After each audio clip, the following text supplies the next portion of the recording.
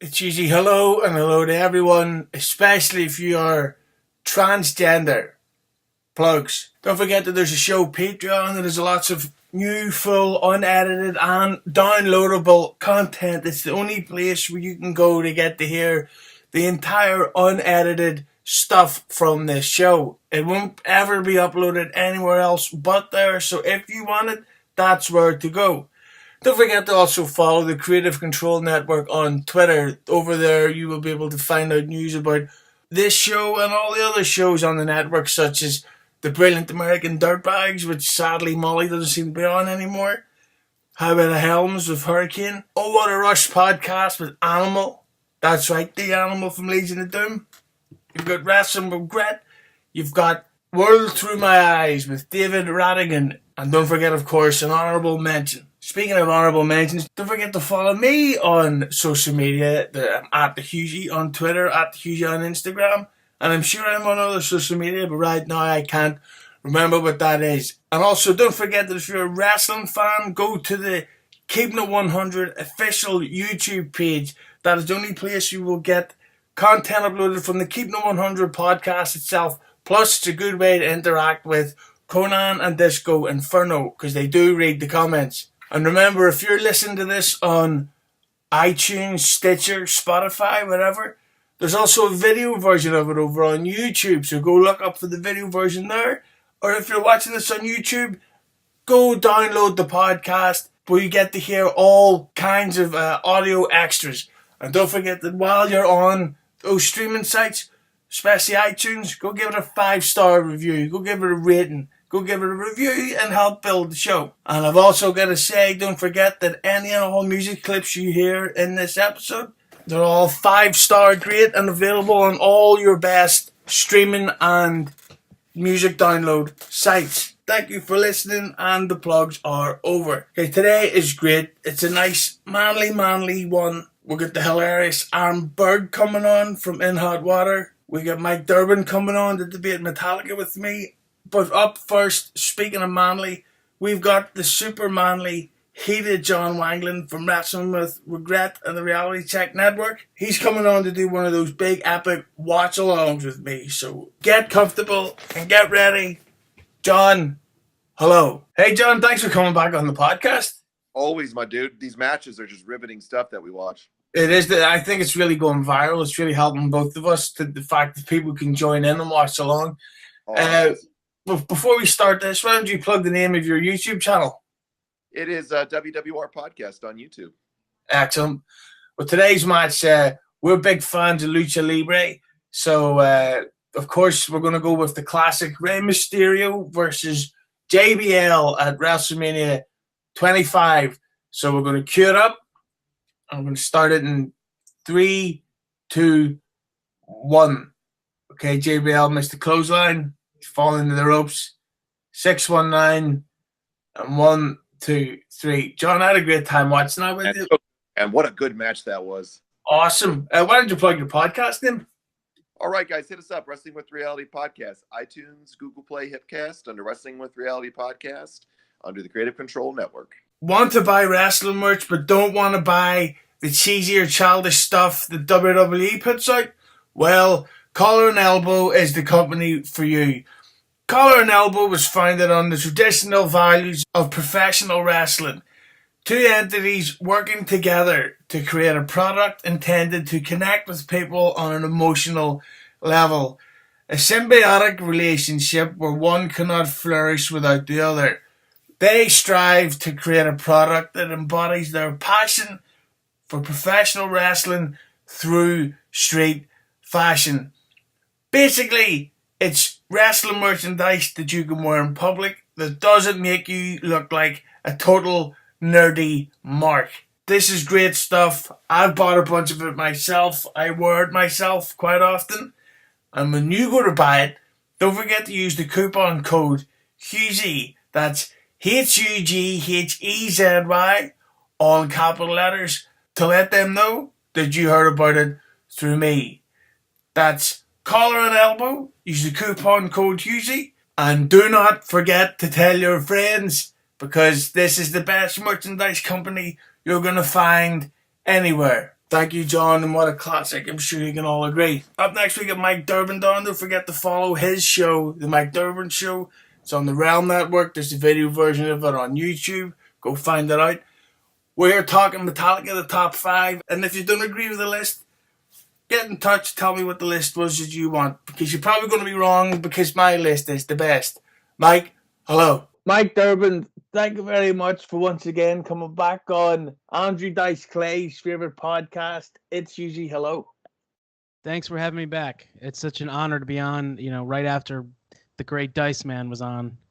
Well, he cut a promo on Disco, so I always appreciate that. Well, yeah, because that was obviously 100% Andrew Dice Clay, and he genuinely thinks that Disco, just like everybody else thinks that Disco should do the podcast. I mean, what is he, a fucking homo? Hey, was Dice big in Ireland in the 80s? I don't know, but he's very popular over here in the UK now. Okay. Because his TV show, because there's been a real rebellion against PC culture over here, because it's gotten so out of control that it's becoming it's ridiculous now. Like a hairstyle is racist. So anybody who's not PC is instantly liked, and there's nobody further PC than the King of Tutankhamun. Oh, yeah, dude, he was massive here in the 80s, man. When I was a little kid, I was in 5th grade, and he had, I think, an HBO special come out at Madison Square Garden, and dude, we never heard anything like that before. And he's doing these nursery rhymes. It was fucking awesome, man. You know, the thing about I can't actually wait for there to be the documentary or biopic on Andrew Dice Clay's life, because it's kind of like the wrestling buzz, a bubble, I should say, and that nobody thought that was the character. Everybody thought that he was Andrew Dice Clay. Yeah. So when he did an interview promoting a film, and he came out as Andrew Silverstein, and they're like, well, he doesn't talk. Why is he dressed like that? And he's like, yes, well, I've got my new movie coming out, The Adventures of Fort Fairlane. And then he sort of switches and goes, and there's a chick with big tits in it. Oh! Well, of course, the last time Mike Durband was on, we were here doing a top 5 WWE theme songs tune. Theme Entrance songs themes. list. Entrance themes. Hang on. Swig of water for the Rockin' Man. You're still on water? You're not going back to beer yet? Oh, afterwards. Okay. At the big It's Hughezy Hello after party. Yeah. But so today Mike's come back on, and we're going to talk one of my personal favorite bands, Metallica.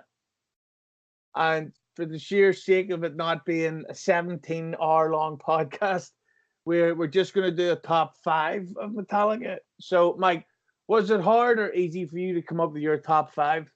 Oh, it's very hard. I mean, if you ask me in a week to do it again, I'd probably come up with 5 different ones, But this was the ones that I picked today. I've actually literally on the air, I'm changing. Yes, my number 5 is now changed. Yeah. Okay. So because the thing is, I'm not a big metal guy. I love classic rock bands, but stuff like I love Metallica. I love some Iron Maiden. But Metallica, I think, are more than a metal band, because it's hard rock that you can actually hum along to. Yep. And the new album, I love it. Well, let's say the most recent album, I love it. And this summer on June, I'm going to see Metallica live for the first time ever at Slane Castle. Oh, that's where Guns N' Roses just played, right? Yeah, and I was at that too. So I'm so ready for it. I've already spent a fortune on dumb knickknacks. I bought 3 Metallica wristbands. Now, where's that going to go? Yeah, what are you going to do with that? Because I could at least do 2 for that there, but for the all-important selfie, because it really seems like quite a selfie kind of crowd. Yeah. But this, I don't know why I bought a 3rd one. Maybe I'll wrap it around my fucking dick. Oh! Bro, I really enjoyed you on that roundtable with Jon Wanglund and JoJo. That was funny, man. I thing is, I still love wrestling, but wrestling fans have ruined it. It's done. Yeah.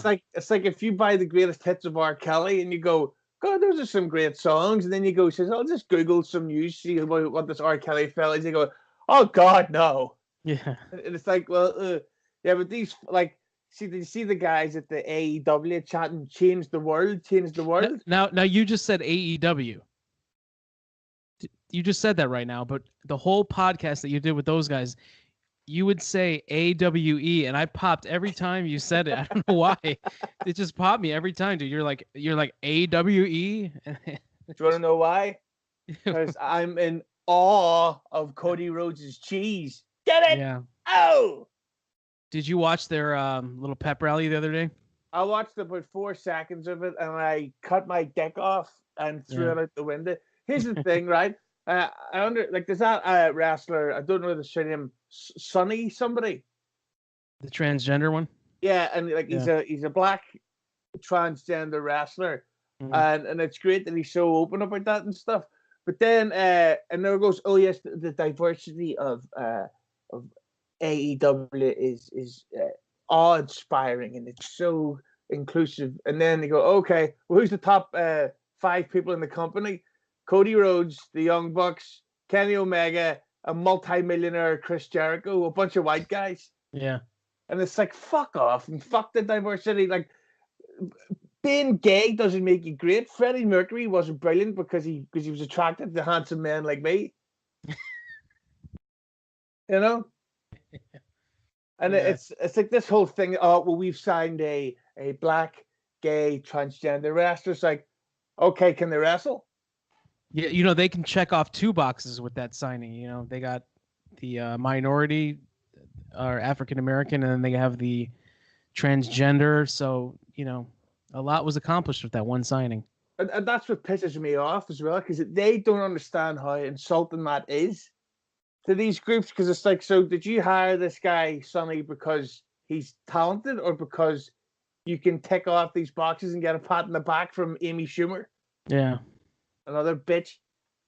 Did you see there was some cruiserweight that came out? I've never heard of the guy. He was the one with the green belt. He had a green championship belt. He walks out and he looks like somebody's little brother, like he's the Young Bucks' little kid or something. I thought he was one of their children. And he walks out and he cuts a promo and he says, "I'm the greatest in the world," or some catchphrase. And then fucking 7 people clapped and said, "Yeah." And dude, somebody posted that on Twitter. Oh my! I think it was Grappler X put that up on Twitter. It was amazing, dude. I'm late to the game, but those Grappler guys are fucking funny. Oh, they're great, man. Yeah. Because before, I gotta be honest, I just thought they were this like troll group, but I didn't realize that they're actually funny too. Yeah, they're hilarious. Follow them all, and then if you ever run into a battle with Marks, just if you throw up their signal, you just throw up the Grappler signal picture, and then you tag them. Dude, I'm telling you, and they will come to your aid so quickly.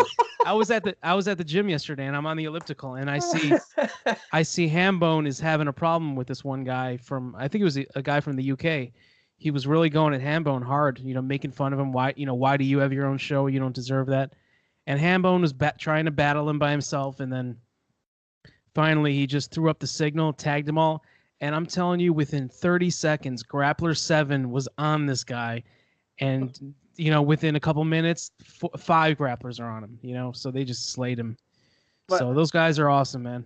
And it's also just the visual of like when they do the group chats, like they were on Wanglund's show, and it's all these guys in masks, and they got these strong. I was like, "Yeah, bro, I'm a Mexican lucha libre guy, bro." Yeah, one of the new ones. I thought it was like Fred Flintstone, man. It was a newer one. Yeah, those guys, they're all pretty big too. Like X is huge.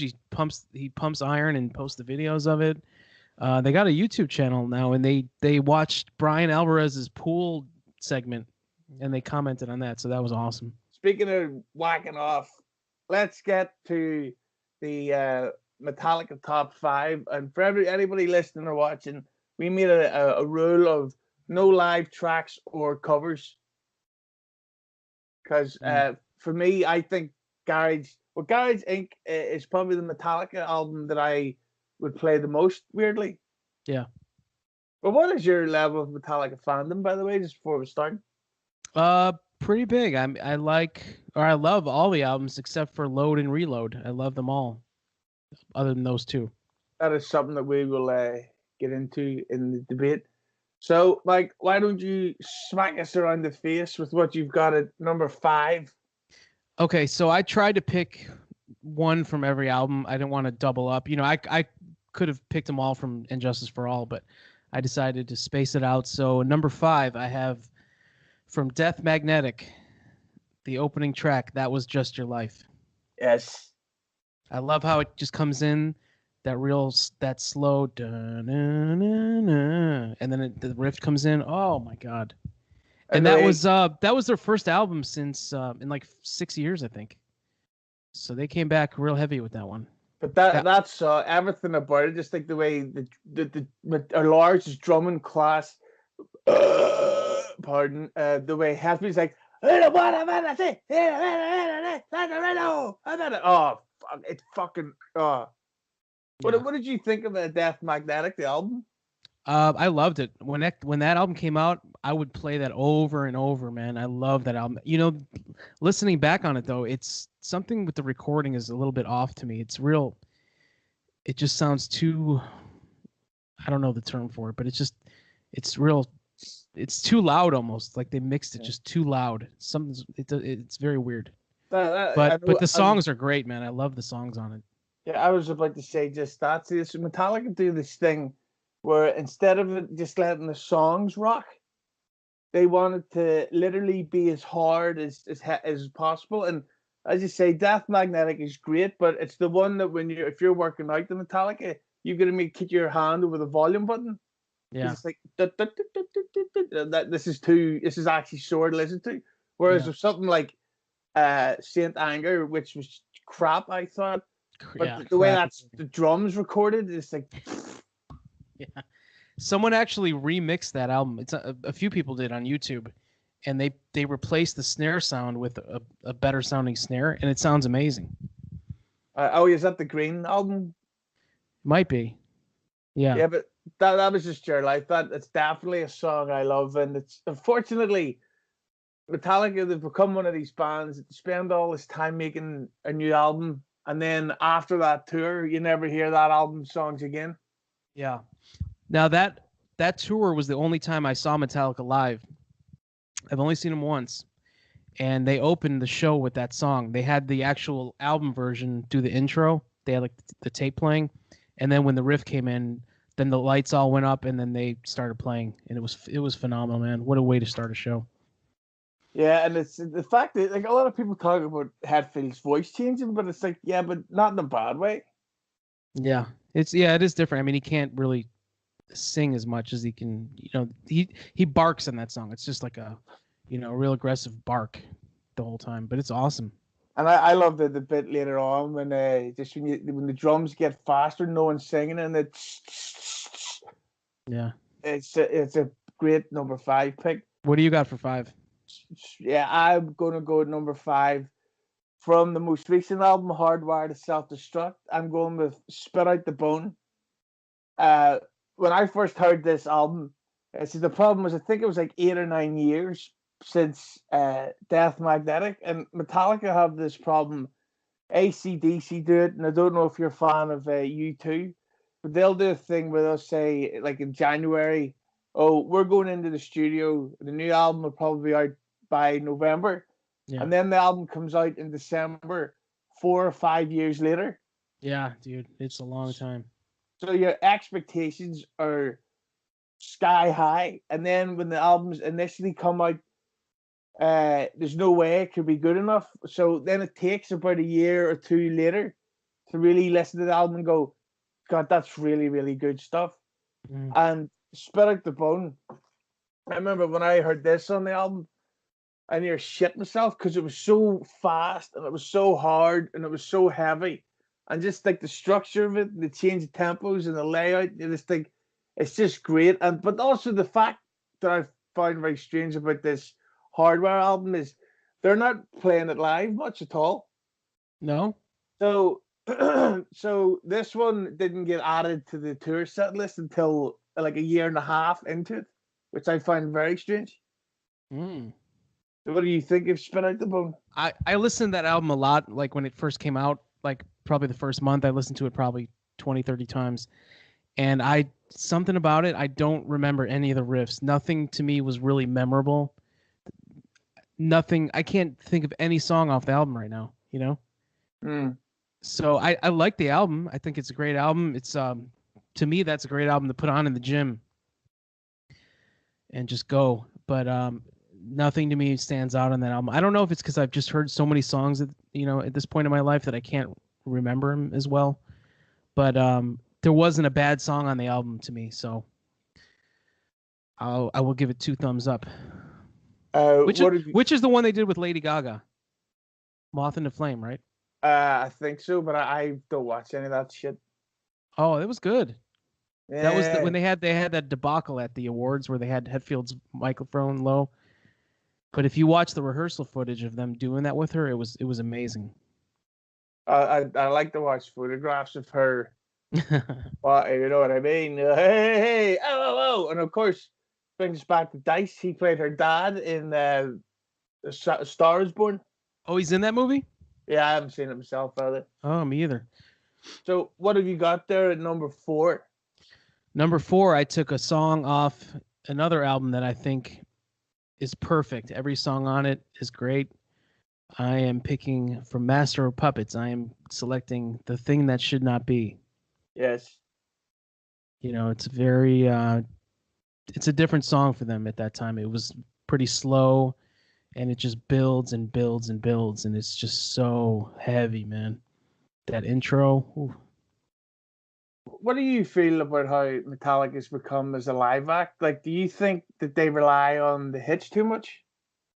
I think they do a good job of throwing in old songs.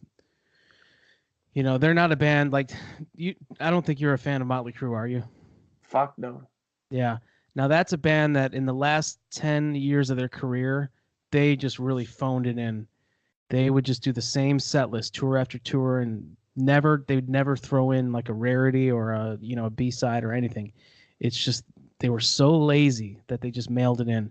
And I think Metallica, I'll check out their set lists and they really do a good job of throwing in some old songs. Like they'll play songs off Kill 'Em All that they haven't played in years. They'll just especially, do you know their tuning room? Oh yeah. Yeah, dude, watch the tuning room videos that they do. I mean, there's stuff that you'd never think you'd hear them play. Well, at number 4, I'm going to go with, this is not exactly a rare one. One. Okay. It's one of those songs. It's just, again, talking about S&M. It's just like no, like it's the thing because people always say, you always get the critics, Lars Ulrich is a bad drummer, and you think, how? Like I think he's brilliant. Yeah. And they talk about how he would sometimes screw up live, but that's because back in the 90s and stuff, he would be drunk or high. Yeah.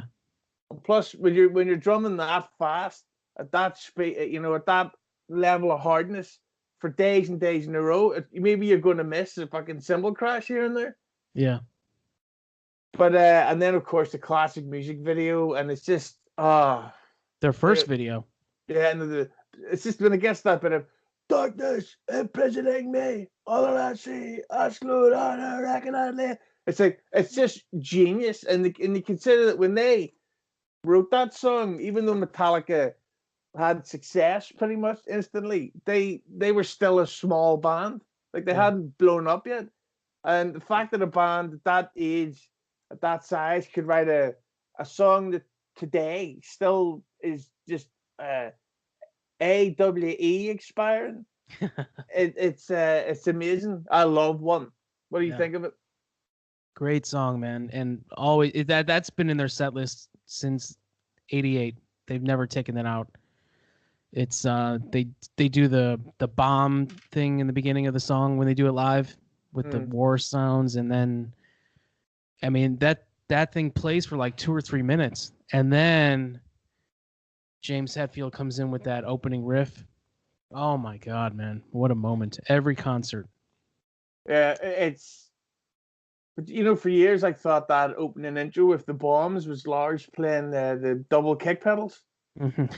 You remember they did that with Van Halen, Hot for Teacher? Yeah. And you Yeah. initially think it's like a car engine taking off, and it turns out it's what do you call that guy? Van Halen. I can't remember the drummer's name. Alex Van Halen. Yeah, he's going. Dum, bum, bum, bum. Oh yes. Yeah. So what did you get in there? Number 3. Number 3 from my favorite album. I picked the title track from And Justice for All. Ah. A 9-minute song. And it's amazing. There's so many different riffs in this song. It's awesome. It starts off with that real clean intro, and then it just gets heavy. Then it goes back to the clean and heavy and so forth. Man, I love this song. I love every song on this album, but this is my favorite one. What do you think of the criticisms that And Justice for All gets? Do you think that's deserved, or just weird, typical sort of, oh, we're getting big now, so the critics are coming at us? What were the criticisms? The way it sounded? Just that the dip in song quality and the fact that the lack of bass. Okay, so that's two different things. The song quality, I think it was more complicated. The songs are really complicated. They're kind of almost like prog, really long songs and just very complicated songs. They are, but they're still heavy. And the way it sounds, I think it sounds terrible. They took the bass out of that album. There's no bass in there, Yeah. And whether it was done as a prank to Jason Newsted or, I've heard them try to explain it. They say that because of the range of Hetfield's guitar, they had to eliminate the bass for it. Come on, man. No other album sounds that bad of any band. There's no band where they almost completely remove the bass from the mix. You can't find one. And it just sounds awful. You can go online, and that's another album where somebody got the master tracks, and they brought the bass up, and it sounds a lot better. Yeah, I don't know.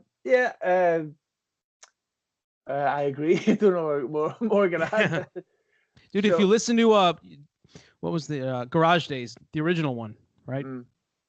That came out. That was an EP. It came out right before Justice, and that was Jason Newsted's first real recording with them. And there's bass. You can hear the bass really well on the album. And then as soon as they get into this album, it sounds awful. Well, my number 3 that I'm going to have to go with, and this is another one from Hardwired to Self-Destruct, Moth into a Flame. Yes. But see, the thing is, because this is sort of the top. See, when it comes to making these kind of lists, we do the top 5 as of right now, because you can never make an all-time.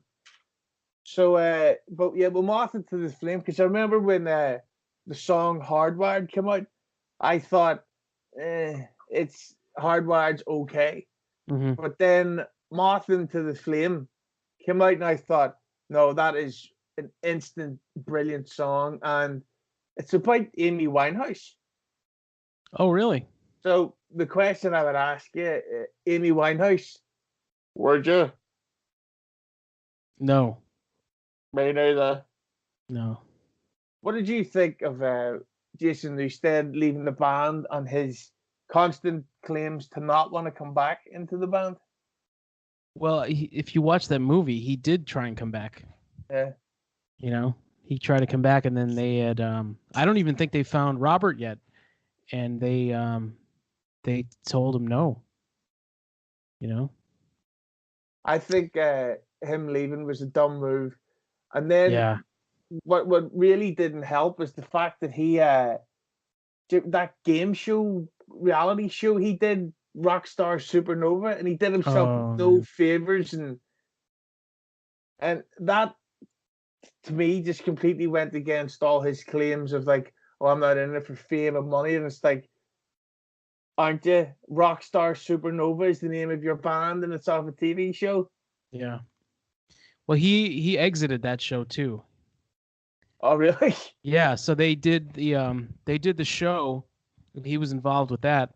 And then, when they found the winner, they had the tour scheduled to go on tour with the new guy. And then before the tour started, he made up some lie that he was moving his bass head up on a shelf and he hurt his arm and he couldn't play. So that's how he got out of that thing. So then they got the bass player from the Black Crowes to do that tour. That he seems like he's just a difficult person to work with. Yeah, but then I see his side too when Hetfield and Lars are probably not the easiest guys to work with either. But dude, you just got to put up with it, Just put up with it. Get your own tour bus and just keep going, man. What did you think of the Some Kind of Monster film? I thought it was fascinating when I saw it in the theater. I thought it was fascinating to be able to see that, because we always had this image of Hetfield as this macho, real man's man, and there he is, in a therapy session. It was very strange. But it worked out. It worked out for him. I mean, that was in 2002, I think, or 2003. And here we are almost 2 decades later, and it seems like they've solved all their problems, and they're still touring, and everything's fine. Did you get the DVD version? Yeah. Yeah, I listen to that audio commentary every couple of months. It's hilarious. Who's on the audio commentary? It's Metallica. Is that doctor on there? No. The therapist guy? Him and his fucking Bill Cosby sweaters.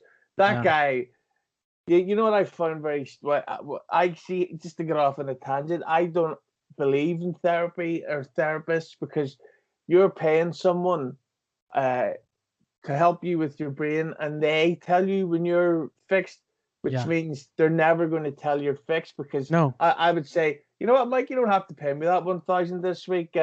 You seem fine. You'd be like, yeah, pay me forever. Yeah. That guy took them for a ride. And as much as I love the band and that film, I don't think it makes Metallica look great, especially because they're not making a very good album.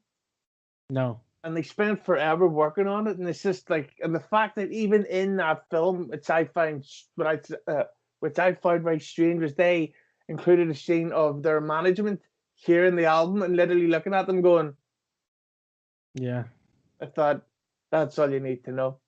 Yeah, dude, I loved when the therapist submits his lyrics, like he wrote lyrics for one of the songs. And I'm just like, oh man, they should have fired him on the spot right there. And then when they tried to cancel him, when they tried to be like, all right, we don't need you anymore, he freaked out and he was like, no, I can't leave now, And it's funny you mentioned that bit when the therapist actually wrote the song lyric.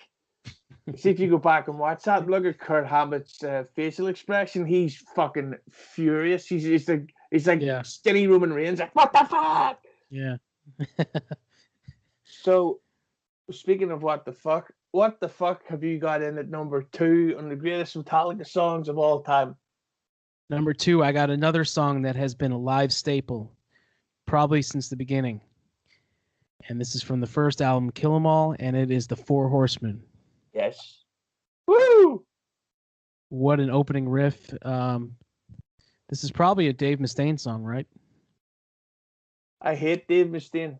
Yeah, if you listen to Mechanics from Megadeth's first album, it's almost the same song, and he claims that he wrote it, which he probably did. He probably wrote the most of the song, but it's an awesome song, and the Metallica version is way better.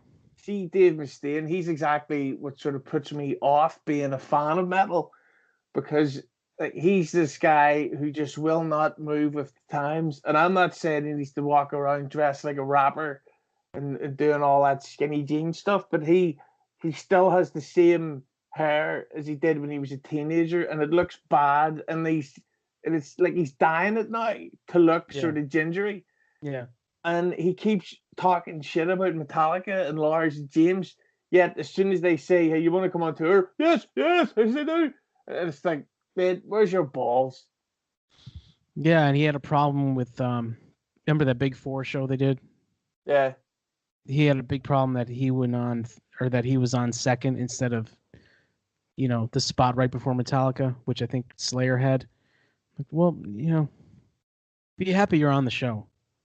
Yeah, and the thing You is know? as well about Mustaine is that it's not like Megadeth, who I'm not a fan of, but it's not like they weren't a successful band. And there's the famous story that they were playing a stadium in Japan, which was their biggest gig ever, and they had to cancel it because Mustaine went on a drinking binge before the show.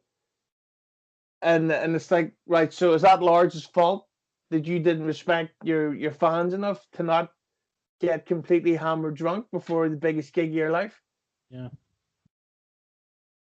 But yeah, Four Horsemen's a great song, great faction, and I don't like Ric Flair. Mm.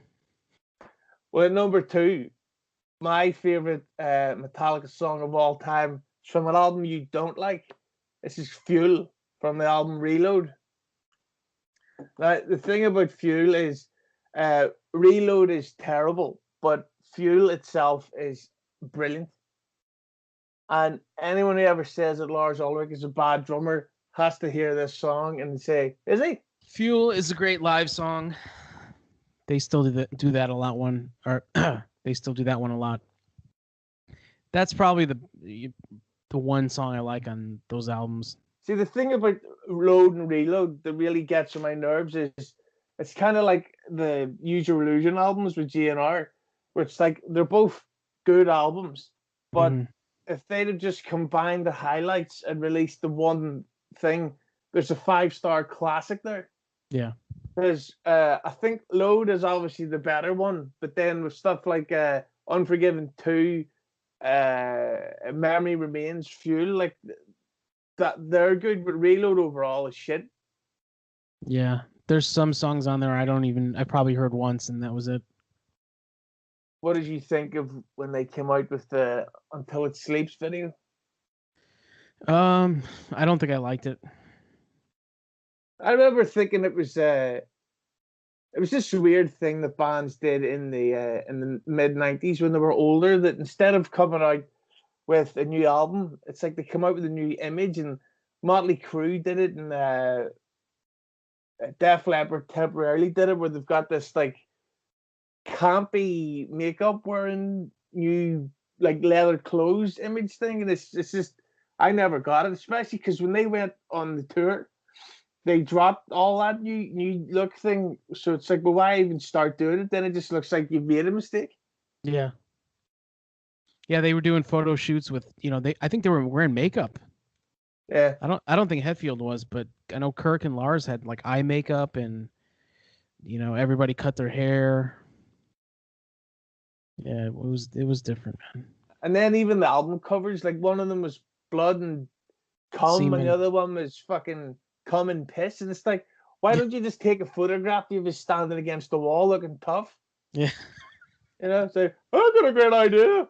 Why don't you stand against the bar with a bunch of hot naked chicks and that'll be the album? And Lars Ulrich goes, no, dude, what about if there's cum and blood? Like, or cum? Like, no, somebody else's, bro.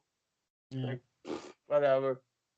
So now we've come to the big moment that we've all been waiting for, all the trolls have been waiting online for. What is the number 1 Metallica song of all time? Blackened. Ooh.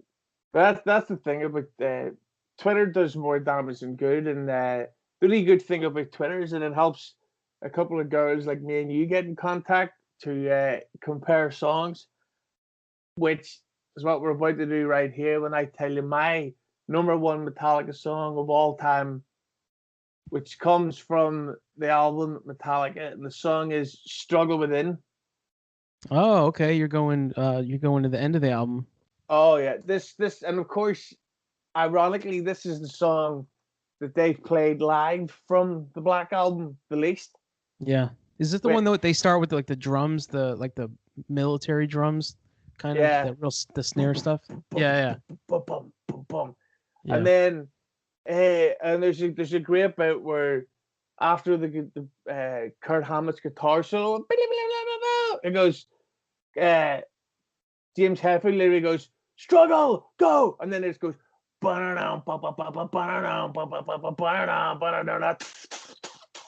and it's just but see the one thing, and this is the thing I say about all Metallica songs, if they were one verse shorter, each song would be better. I think Master of Puppets has this problem. I think this could be a verse shorter, but still at the end of the day, my favorite Metallica song, hands down, this week. Yeah, that's a great song. It's they did the Black Album live a couple tours ago. Maybe it might have even been 5 or 10 years ago, but I think that was probably the first time they ever played this song live. What do you think that's all about with bands who write these songs and then never think, we should actually play that live? Like, why put it out if you don't think it's good enough to play live? It's just a filler song, An album has to be 10 or 12 songs, and they're not all going to be hits. They're not all going to be singles, so you got to put something on there. So it's just they wrote it, they recorded it, and then they probably have never touched it, for years. They probably had to relearn how to play it too. I would love it if they played this at Slane Castle, because we paid for the pit tickets, so we're going to be up the front. Oh wow! But just as we're getting ready to sign off, the thing I can't wait for that is, which probably thinking now, my real number one Metallica song ever is the Whiskey in the Jar cover. Yeah, that's a good one. Which I think is the greatest cover version of all time, and especially the fact that that's a cover of Thin Lizzy, who are from Ireland. Yep. So when they play that at Slane, which is their first gig there in nearly 10 years. Yeah, they're going to play it there. They have to. I think they'll probably open with it at all. I think they'll do Hardwired, and then they'll go, "Are you ready?" Well, I can't do. "Are you ready for this one?" And they go, "You know what? I'm not even gonna try to do the impressions. Can't hear myself, Yeah. But yeah, I think they're gonna go with Whiskey in the Jar, and then in fact, we'll end on this one. Do you like Enter Sandman? That's a song that I've heard it so many times over the years, and I'm sick of it. But you still have to appreciate it for what it is. See, I mean, just that riff alone is so simple, but it's so awesome. Yeah, I think it's a good song and all, but it's just it's get to that thing where like U2 again have that problem. REM had it. Even AC/DC, where it's like when you get to the predictable part of the set, you just think, "Fuck this!" Like I didn't pay, because Metallica, as massive as they are, they don't have casual Metallica fans. You're either in or you're out. Yeah. So they could get away with playing. This is an album track from Seek and Destroy. This is the B-side from the single to Enter Sandman and stuff. Like, they don't have to keep doing all the Black Album singles. Yeah. Well, Michael, my love, I had a great time doing this list with you, and you should DM me any other bands you're into, and surely we will have something that matches up somehow, and we can work on the next list. Yes, anytime, man. Blown away by how good looking I am and want to attempt to be as gorgeous as I am? Well, if you don't know where to start, I recommend starting with the Tees Hanley Skincare System Level 1. It gives you all of the basics. It gives you face wash, gives you an exfoliating scrub, an AM and PM moisturizers. All of this for only $25. But here's the best thing. Since you're all a part of the It's Hughezy Hello family, they're offering you an exclusive discount to try their already affordable system at an amazing price. Click the link in the description to get the exclusive discount, or use the coupon code Hughezy Hello. That's all capital letters for a 20% discount. You may never be as absolutely unstoppably gorgeous as me, but Tees Hanley is the best way to try. Okay, thank you, Mike. Up next is the brilliant and hilarious Aaron Berg. Now, Aaron Berg is, of course, the co-host of In Hot Water with Gino Bisconti. Aaron Berg's on here talking a whole bunch of snowflake stuff. We're talking about transgender people. We're talking about hypocritical liberal politicians. We're talking about what it's like to work with Anthony Cumia, the king of controversy, the king of comedy. So, Aaron, great to talk to you. Hello. Okay, so Aaron Berg, thanks very much for coming on the podcast. Hey, thanks for having me. I can see you, but you can't see me. I really like this. Are you naked too? Yeah. No, I'm in Chicago. I'm sitting on a nice couch. Chicago, I was actually there a couple of weeks ago during the snowstorm. Me and a friend beat up some gay guy outside the subway. It was great. We got away with it. Oh, yeah. But I heard that never happened. I thought, did you make up beating up the gay guy? No, he didn't mention that we raped him. Okay, so but you got a check for that, didn't you? No, see, that was a miscommunication. We also beat up somebody from the Czech Republic. Oh, I thought that you got a check for personal training sessions. I'm going today. I'm going to go to the store where the guys bought the rope and do a live stream from there. And I think, racism. It's amazing. It's nice to be here in Chicago. I'm glad that you were able to get here. Where do you live? Belfast. Belfast. That's in, let me see, Ireland, I think. Yeah. Oh, there's two. There's one in Ireland, and then there's another one in Florida. Well, so, yeah, I'm the Irish one. So if you're ever looking at a cocaine binge and to buy some guns, I'm your man. Really? Is Coke big over there? Coke's bigger here than sandwiches are at James Corden's house. Nice. James Corden, who, for those of your listeners who don't know, the funniest man to ever come out of the Eastern Hemisphere. I don't know how he does it. Did you hear his great joke he did the other day? No, I try to avoid him. Get ready for this. So he had Adele on, and they sang together. Uh-huh. Isn't that hilarious? That's the whole joke. Isn't it brilliant? He's the king of comedy. Yeah. Did he used to do stand-up? No, that's the thing that's strange over here, because he has a game show over here. It's a sports game show, and it's genuinely funny. But then he goes to America, and he's just a fat cunt. Is he gay, or he just looks it? I think he tries his best. Yeah. Okay. Well, I like talking to you because you're very quick. So I like that. So we can maintain a very high-level conversation as we proceed through this. I went today. I'm in Chicago. I went out for steak last night. You ever have steak? Nope. Is it on your ration list over there? A couple squares of chocolate and steak. We went and had steak. And then today I got up and I had a coffee, and then I went and bought some popcorn, and then I'm going to go for deep dish pizza. In Chicago, that's all everybody does is goes and tries food, because people are really ugly here. You would love it. Yeah, you'd love it. But, oh, God, I need to smoke more. Okay. What are we going to talk about? Do you have, questions? I know that you had Anthony on, you had Dave Landau, and you just name-dropped Harland Williams to me, who was in a great movie with Dave Chappelle. Remember that movie years back where they were all stoned? What was it called? Half-Baked? Half-Baked, that's it. And I've never actually seen it. No, you're not missing out. But nice guy, I guess. You're getting a lot of American, and I'm Canadian originally, so I live in America, but I identify as an American trans alien.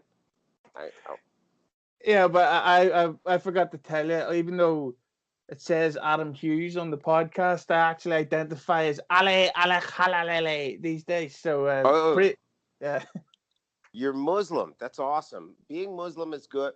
The Muslim thing has dropped off. Trans is the new. You can't joke about trans, because and I know some trans people, and they're some of the kindest, gentlest, most mentally ill people I know. And they're just, they're wonderful. They're great people. Do you know, when I was a child, I always wanted to fly, and now I identify as a bird. So in 2 weeks, I will be getting pigeon wings sewn onto my back. I'm hoping the government funds it. If they don't, I'm going to protest and say that they're not helping me be a bird. I need my feather therapy. I'm hoping to get a beak implanted. So it'll be exciting. What is going on with the world? Why are they doing this? But you know what's great is that there's a fashion label here called Pretty Green, and it's kind of expensive. And I was going to buy this leather jacket that was £400, Yeah. and everybody goes, "Why would you do that? That's completely insane." And it's like, "Oh, that's insane, but I can cut my dick off and get tit implants when I'm 47, and it's perfectly normal." Yeah. That's buying a jacket is nuts. But tucking your balls in and fighting in a GameStop is normal. But let me ask you the first question I want to ask, and I always think that the best way to start off a podcast is on a really down note and really just kill the mood. But pretty recently in comedy we lost Brody Stevens, and I'm honest in the fact that I'd really never heard of him until he died. So I've been hearing about stuff from him since. So I was wondering, do you have any stories about Brody Stevens or interacting with him? Yeah, I didn't see. I live in New York. He lived in LA, but he would come up to New York once in a while. They were doing a thing called the Oddball Tour, and he's really high energy, really positive guy. And I run a show on Mondays at the Stand called Frantic, which is the best free show in New York. So he came by and did some time, and we just fucked around on stage. In New York, you get to do that a lot because guys will get sick of doing their acts. So you just bring other comics up on stage and just kind of fuck around together. And Brody and I had a moment like that a couple times, actually.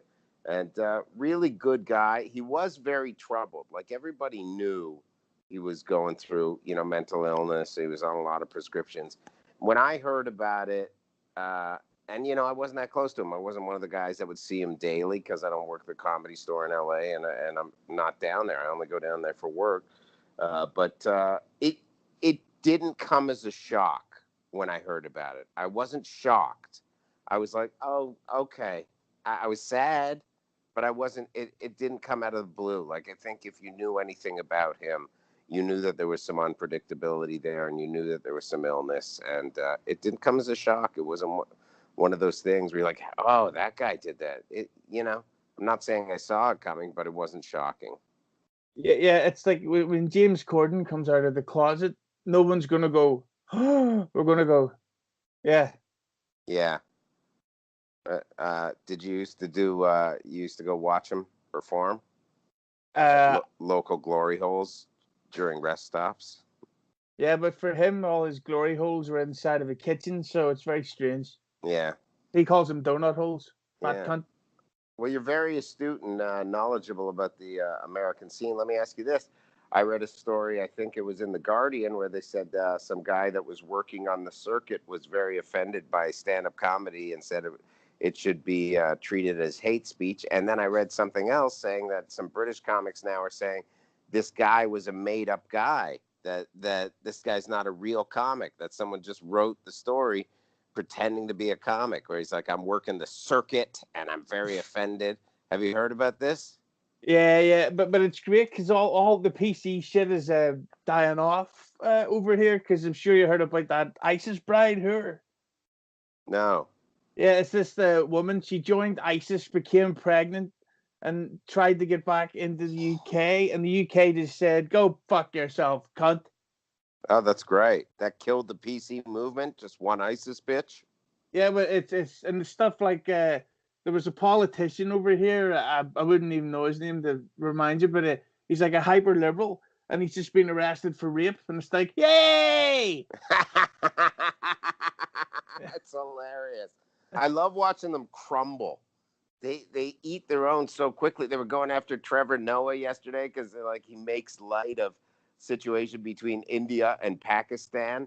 And it's like, yeah, making light of stuff is what he's supposed to do. You telling me Trevor Noah's doing his job for once? That's awesome. It was exciting to see. It's really dying off over there. Do you really feel that? Because I'll see some comics that I knew that went from Canada over to England and stuff, and they're like woke as fuck, So I did a show a year ago called White Guys Matter, and people were so offended by it. And they're like, hey, you could never do that. And then I saw like in Edinburgh or something this past year, they did like Black people matter. No white people are allowed in the show unless you are paying audience members. And it was like, first of all, you took our idea, dumbass. And second of all, our idea was better because it's full-blown satire. Mm. And I love when people call it punching down, but then you realize, oh, wait, now straight white men are the marginalized people. So whoever we go after, it's punching up. People don't realize that. They did a thing here where, you know, the English comedian Jimmy Carr? Yes. Well, he has a TV show here called 8 out of 10 Cats. So they did an all-female episode, and Michelle Wolf was on. Do you know her? Yeah. And she bombed worse than James Corden's face into the penis of a man with a burger on it. Yeah. I mean, for like, I know what it's like to tell a bad joke, but see to be continuously unfunny for 40 minutes without a break, like that's actually something you have to see. I'd like to watch it. What's the name of it? 8 out of 10 Cats. Can you say it in English? All right, send me the link. I can't go get a translator, but okay, yeah. I mean, I watched Michelle's White House Correspondents' Dinner last year, and a lot of people were up in arms about it. But I was like, I thought it served the purpose of what it was, and you know, I didn't go after her for that. And I mean, Michelle's wildly successful, and that's the issue. When you get successful, people go after you. But I like, you know, sometimes people bomb. I've bombed on TV. I get it. But it's, you know, I like watching really woke people just eat a brick of shit when they try and tell you what comedy is. I put a tweet out yesterday because I was on the plane, and I just noticed how autistic people get on a plane. And I was like, do people save up their autism for when they get on a plane so it all unleashes in one big ball? And someone tweeted, like, how could you even make fun of that condition? Shame on you. I was like, oh. But you just learn to ignore that. I've also noticed so much of what kills comedy is just online. It doesn't happen in the real world. It doesn't happen in night-to-night gigs. It doesn't happen in bars. It doesn't happen in comedy clubs. It's online, the outrage. So little outrage happens in real life. But the thing that always makes me laugh, because I spoke to this about my ex-boyfriend Dave Landau about it. Yeah. This you little, and Dave used to date. I heard about this. Yeah. Fuck the shit out of him. But not in a gay way, like in a manly way. Yeah. Where you like do it soft and you use lotions and stuff. I know. Yeah. And we were talking about how all these people seem to get offended by stuff, but it's never in public. It's once they go home and they're sitting on the toilet and they think, right, but by the time I finish this, I'll send out a tweet. And then once the wiping's done, I'll check my mentions, and then maybe I'll have made some new friends for an hour. Yeah. I don't understand people that get offended. Like, I remember also the White Guys Matter thing was a great example because people were like, you're making fun of Black Lives Matter. You're making fun of rape victims. I was like, no. We do that after the show. And then they were like, you would never do this about Jews because you're a Jew. You would never joke about the Holocaust. I'm like, of course we do. That's what we do. We're real comics. We're not sensitive people trying to qualify our comedy. See, it happens so much now where people are, it's not about funny. My wife's trying to FaceTime me. Let me decline that. All right, there we go. Let me ask you a question, because like you're in pretty good shape. Like, you clearly work out a lot, but do you ever get jealous out of shape guys like me? You don't look out of shape. You look like you're battling AIDS quite well. No, but I mean, like, because the way I am, nobody's going to notice if I gain like 5-10 pounds of fat or if my arms are skinny looking. But for you, right. if you lost weight, people would say, "What the fuck's going on with Berg?" Yeah. I mean, I'm high maintenance, because I work out, and like today, where I'm staying, I can't get to a gym, so I'm just gonna do cardio and eat a lot. But then I always make up for it. I don't like getting out of shape, and I feel like shit when I'm out of shape too. Speaking of, don't know what I said. Speaking of it, also fairly recently you were on one of my favorite shows, the Chip Chipperson podcast. But tell me, what's it like to be on that show as a comedian? Because it seems to be a very weird thing in that you have to go on there and be funny by not being funny. Yeah, I love Jim Norton, who's a friend of Chip's. So like I think someone that he knew reached out to me, and you just watch it, and it's the most fun thing. And my only goal was to make Chip laugh, and making Chip brings me so much joy. There's very few things like that. There's like fucking around with Dave Attell, making him laugh. These are your heroes, kind of. And it's a really fun show, but it's also very awkward. I just laid back in the cut for a while until I caught on to what it was, because I'd never watched it before I went on it either. But what a fun show. He's a lovely man, and I heard he eats a mean pussy. That's one of the things I meant to ask you. Is that can you confirm the rumors that you're actually quite jealous of Chip because he gets all the best lines and fucks all the best chicks? Yeah, and I'm telling you, the way he eats pussy, where he just puts his tongue out and then sticks his fingers in, he knows what he's doing. And I used to have sex for money, and he's a pro. You could tell. Yeah, that Karen Freehand's dying for a Chip slice. Really? Oh, you could just tell by the look in her face. Oh, she's a nice guy. I love Karen. Karen guest hosted my show the other week. I was out of town, so she guest hosted and did a great job. She's one of the few good young comedians out there, really. Yeah, there's less and less ballsy chicks, they're really fun to see. Like the real funny girls that don't get offended, that aren't like, why is Louis C.K. coming back to comedy? I love hanging out with them. They're so fun. They really, I've been doing this 18 years, so I came up with respect for the craft, and you look at it like a 20-year game. And you're like, anything you get before 20 years is gravy. And now it's like, this feeling like, well, I'm a Muslim trans person. I deserve a TV show. I'm like, why are you talking like an old Jewish man for a Muslim trans person? So it's cool to see these girls that still really, comedy's still a unifying thing, but there's just so much infighting going on. In Canada this past week, Just for Laughs took over the Canadian Sirius XM station, which is like how so many Canadian comedians live because of the money they get because of residuals. Just for Laughs took it over, and then all the Canadian comics formulated in a very socialist demeanor. But they were like, we need our station back. We live off of this. And they were able to like basically fight City Hall and win. But while it was happening, there was, like trans comics like, look, I know that this is about money for people to live, but we need more trans opportunities, and we need blah, blah, blah, blah, blah. And so it was like, why don't you just shut up and get behind the common cause? Like, I get it, you're trans, but why not also just be a comic first? That happens less and less. I was never like, I'm a Jew. Where's my piece of the pie? I didn't start like that. But you'd love, there's kind of a controversy going on at the minute over here, because there's this cancer fundraising for cancer treatment that's happening over here, and it's all comedians, and this liberal this liberal called it out. Says, why does it have to be an all male lineup? And it's like, yeah, that's the issue. Yeah, they get upset about the wrong stuff, and then they're usually not funny. Like, the women that complain about this stuff are the least funny. There's so many man-hating women over here. It's really disgusting. And you just picture them. Ugh, God, just eating hams alone in their beds while their cats fight for scraps.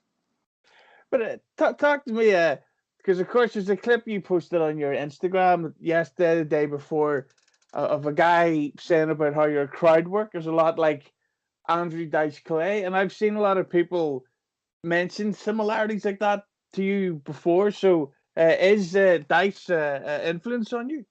Sure. I mean, I grew up. I mean, not Dice now. He's a schlubby old Jewish man. But back then, growing up watching him like at the Garden and stuff, that was the type of comedy I used to laugh at. I mean, that's what formulated my style of comedy before I started doing it. That was the sense of humor that I had, was like, it's dirty and shocking. And it's fun to be shocking because I've said this so many times, but it adds an extra oomph to it where it's like, okay, something can be funny, but when you're saying something that you really shouldn't be saying, it adds another layer to it, makes a live audience appreciate it that much more. It gives it that real speakeasy quality, and they feel like they're in on something that's happening that can't be recreated. It's a really fun thing. I mean, Dice was awesome back then. I'd love to see him.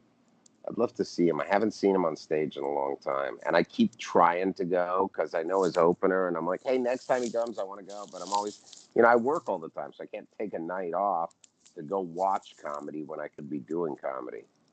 Do you think that he was able to turn off the character while they were doing A Star Is Born with Lady Gaga? Yeah, I mean, I think he's a really good actor now. It makes you wonder what would have happened if he didn't lose that momentum that he had years ago. It also makes you wonder what would have happened if he didn't apologize, like have that breakdown. And that's one of the things that I have to hold steadfast to, is like, I believe you don't apologize for comedy. And I believe that as much as people go towards this, whether you want to call it woke or whether you want to call it liberal or safe, as much as people move towards that, um, the stuff that I do and that other people like us do, compound media and stuff, more people are going to seek that type of thing out because it's becoming more limited. And I think the more apologetic we are about uncensored comedy, the better it is, and the stronger it'll be. It's real. Like, I'm in Chicago. People drove 4 or 5 hours to get here today, for this show. So it really shows that there is something happening, that there's like, I love that people that go against Trump are like, we're the resistance. And then you see the real resistance is people that are like fighting for freedom of speech and just trying to make comedy funny. Yeah, it's but would you say that it's almost a very tough time to be a comedian in such PC times? And by that I mean, like, do you write a joke and think that's hilarious? I can't say that. They'll go after my advertisers or whatever. No, here's the place I'm in. I've said this before, but I've also seen the flip side of the coin. I've said I don't have anything that they can take from me because I'm not on a major network. I'm at Compound Media. So whenever we get in trouble at Compound Media, we usually get raises. And that's the beautiful thing about, working for Anthony's company. But I've seen, we had an issue. I've gotten in trouble a couple times. And what they'll do online is they'll try and go after your work. They'll try and go after your stage work. So they'll reach out to clubs like, why are you working with? And they'll blow up the story. So, like, we did a joke on In Hot Water. There was a girl that was offended. She left the show. So our fans go, man, I wish she, quote unquote, shows up on the show, meaning me playing her as the character, and hope she gets a railroad spike up her ass. So meaning I would show up the next day and be like, I've got a railroad spike up. But this girl saw it and she's like, I'm being threatened with rape and blah, blah, blah. So they blew it into this. So first it's a fan had threatened rape, which never happened. And then it turns into like Aaron Berg supports rape threats. And then it's like Aaron Berg harasses women. So it went from this nothing to a way huger nothing. And then people are like, hey, FBI, why aren't you investigating Aaron Berg? And hey, why is this club working with? So, and the things usually pass in a couple days if you don't add fuel to the fire. But I've also found this: if they do come after it, the people that like you will like you that much more. You can't apologize, because if you apologize, you lose the people you had, and you're not going to make it up to the people that hate you. But yeah. There's a fear. There is a fear that it's all going to go away. When you're caught in that turmoil, you're like, I'm going to lose it. And you wonder what your out plan is. I'm like, I can't move back to Canada because there's no freedom of speech there. Could I go to England? Could I go to Australia? So it does. But I'm also very catastrophic. So it'll go from 0 to 100 for me, where I'll be like, I could be booked for 8 months ahead. And I'm like, I'm going to lose everything. And it's like, it's an irrational fear. But I really feel like what we're doing, it's going to come back around. People are going to get sick of this other shit.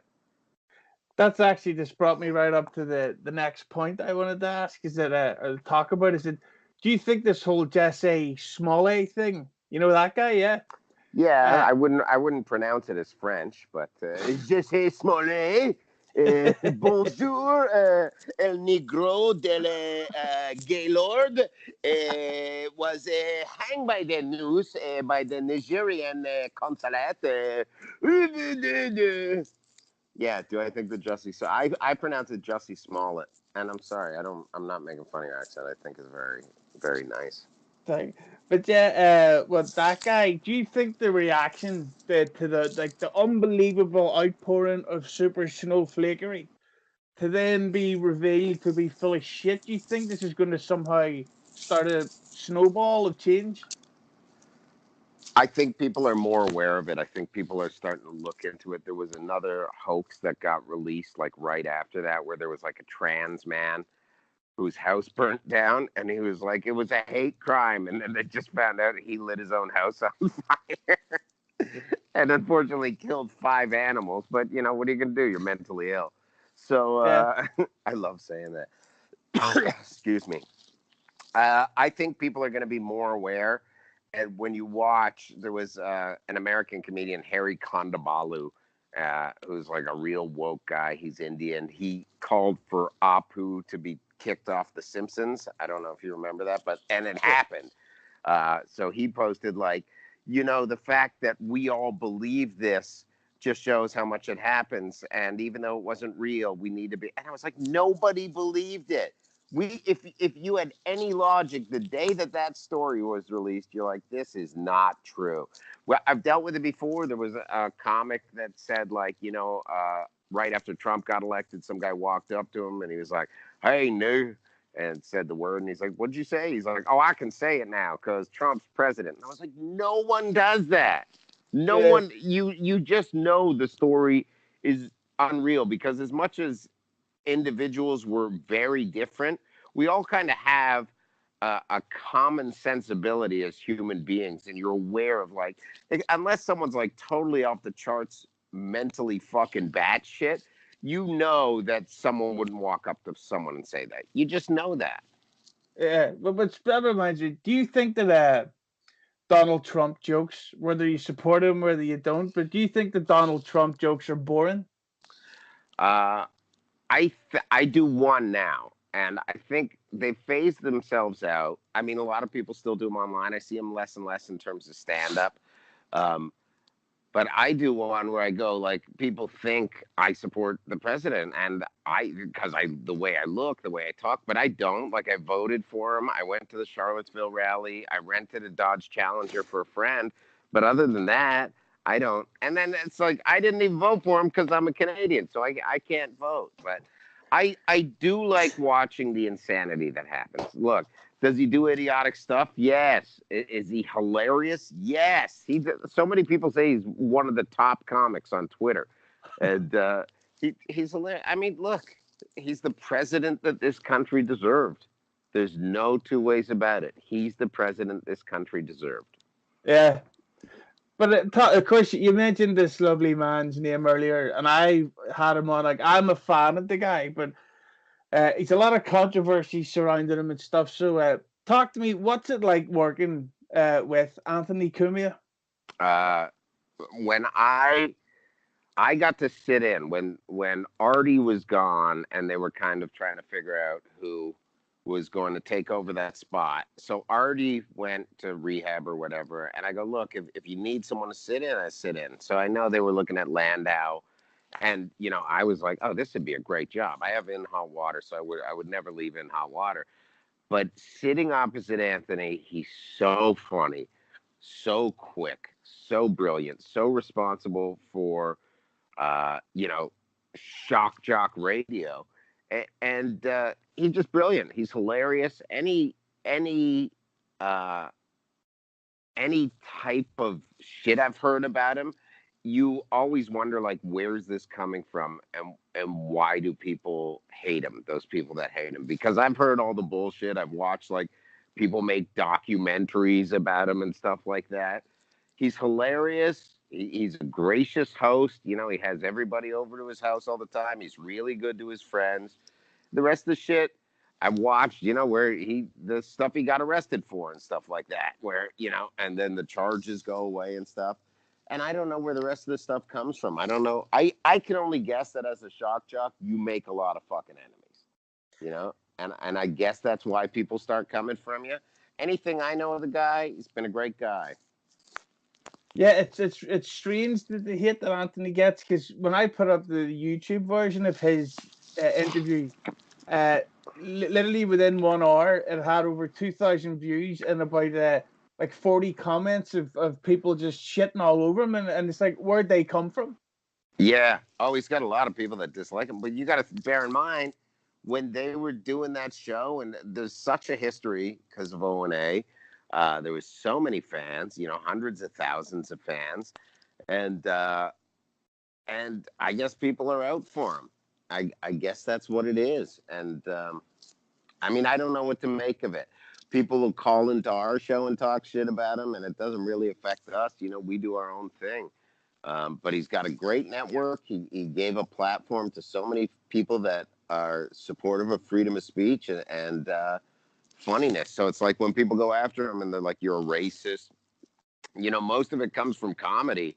And but we're in a time where it's like, if you joke about race, you're a racist. If you joke about rape, people are like, you're a rapist. So it's a weird time, and it'll be interesting to see. And you know, the big incident that happened to him a few years ago, like why he had to leave Sirius, that's years ago, and I think it's falling away. But I also think a lot of people will remember stuff like that, you know.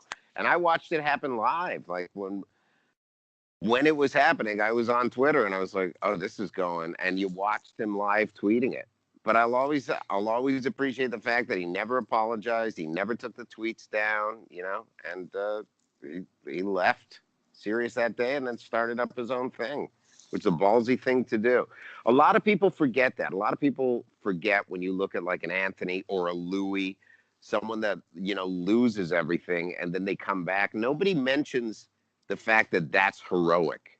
You know what I mean? It's like, oh, these women that told on Louis, they're so brave, and Bill took a year off and now he's back doing great stand-up. No one mentions that. And it's a very unpopular belief to hold, but you have to see that side of the story. Picture yourself in that situation, like being disgraced and not being able to work and not being able to do this thing that you love. And sure, you got money put aside so your kids can still go to school and stuff, but then to want to go back to it and to have that, you know, picture what's going through Louis' mind when he shows up at a comedy club and stuff like that. Yeah, it's ridiculous. But the one thing Anthony does have going for him, your beautiful big brown eyes, like a real man. Yeah, mine are green or blue or something because they're sensual. But so we've come to the last two questions, and these are the all-important big questions that everybody gets asked. Circumcised. The first question: who is the better band, Queen or the Beatles? I would say right at this moment in time, I like Queen better. I don't know if empirically speaking they're better, but I like that AIDS took one of them, which is a pretty cool story. That never happened to the Beatles. Just some hunger lady was responsible for tearing them apart. And I like the movie with Rami Malek and his big old teeth. Yeah, he's although the one problem I had with that film is that apparently Freddie Mercury caught AIDS from heavy drinking. Oh yeah, I heard that you could do that if you had like whiskey that wasn't aged well enough. Oh Actually, no, it was assholes that weren't aged well enough. Yeah. Oh no, it was assholes that didn't have AIDS medication well enough. Now, I discovered this: gay people aren't as cool as they used to be because AIDS isn't a real threat anymore. Like gay people used to be super rebellious because of AIDS, where they'd be like, "Hey, I like fucking assholes," and then they're like, "Oh no, don't go in there because all that blood and poo has AIDS in it," and they're like, "I don't give a shit." And you're like, AIDS, wow, these gay people don't care about it. They're rebels. And now there's like PrEP and the cocktails have gotten so strong. AIDS isn't even a real thing anymore. So it's like gay people aren't even rebellious anymore. They're too mainstream. AIDS for everyone is what I say. Yeah. But this is the big question, and this is the one that everything relies on, all your career, your future, your Twitter following, everything. So here we go. The Spice Girls are back. Who's your favorite Spice Girl? The trans Asian one. What's her name? Woke Spice. No, I think it's Thai Cock Spice. Isn't that her name? Or Triptia Spice? Is that her? I don't know. Who? Oh, I was live in front of that one on America's Got Talent once. What was her name? The black one. Jussie Smollett? No, I think it was more of a girl than, was it Laquanda Spice? No, the girl, she, what was her name? Scary Spice. Scary. You can't say that. What, because she's black, she's frightening? No, it was the black one. What was her name? Oh, Cocoa Mel Butter B. Spice. What? I liked her. I didn't do that well on America's Got Talent. They said I got through, and then they never put me through. Fuck that show. Yeah. Aaron, I just want to thank you so much for your time and let me talk to you. My pleasure. What are you going to do now? What time is it there? It's 5:30 in the afternoon. I'm going to go binge drinking. Is that what you do? Do you drink every day? Every 3 days now. That's it. And what do you do the other 2 days? You're more productive? Hang around the bathroom just in case the next attack comes. What? Oh, to make diarrhea. Oh, You yeah. would love, you should have Gino Bisconti on your show. He's a drunk. I've actually, that's happening next week. I'll talk shit about him if you want. Yeah, he's a drunk. Ask him about the girls he fucks and if he wears condoms. And he'll lie to you and be like, oh, yeah, I had sex 5 times. And then ask him how many times he was hard for it. And the answer will be different. He'll be like 2, mostly 2. Can I ask one favor, by the way, just before you go? Yeah. With one of the other podcasting jobs I have is I edit for this show called Keeping It 100. It's like a sports podcast. Yeah. And one of the guys on it is an ex-wrestler called Disco Inferno. Yeah. And he refuses to do my podcast just out of spite. So anytime I have a guest on, I ask them if they could record a quick request message for him to come on here. Is that okay? What is he, an axe master? What did you say? Ex-wrestler. Oh, ex-wrestler. You meant, Yeah. like a real wrestler, like a WWE wrestler. Not to insult WWE, of course. What's his name? Disco Inferno. Okay, I'll do. Hey, Disco Inferno, it's me, Aaron Berg. I would love for you to go on this wonderful podcast, Keeping It 100. It's so good. It's so awesome. And what it does is help alleviate spite from the past. It helps you be a better person, and in turn, makes the world a better place. Keeping It 100, brought to you by a skinny guy that eats hamburgers. But the podcast is It's Hughezy Hello, but it still counts. What's the podcast called? It's Hughezy Hello. It's usually hello. It's Hughezy Hello. Hughezy hello. All right, let's do it again. Okay. Hey, Disco Inferno. I hope you're well. Man, I miss the 70s. What a great name Disco Inferno was. It was such a great song, too. 70s, what a great time. Free love, free healthcare. I'd love for you to go on Hughezy Hello. It's a wonderful podcast. If you haven't talked to a drunk man that, slurs through his words at 5 p.m, you really haven't done it yet. You should do it. And please, he's dying. So get on there quick and do it. He doesn't look well at all. It looks like he ate some Propecia. So do Hughezy Hello. It's a wonderful podcast. You can talk about sports and how good it is to wrestle. Burn, baby, burn. Disco Inferno. That's absolutely brilliant, Aaron. Thank you very much for your time. Hey, thank you, man. That was great. Thank you, Aaron. Don't forget again to go give a 5-star review on all your podcast and streaming apps. For those who may be wondering, yes, I have been drinking before I recorded this. So it's easy. See you in the next one. Bye-bye.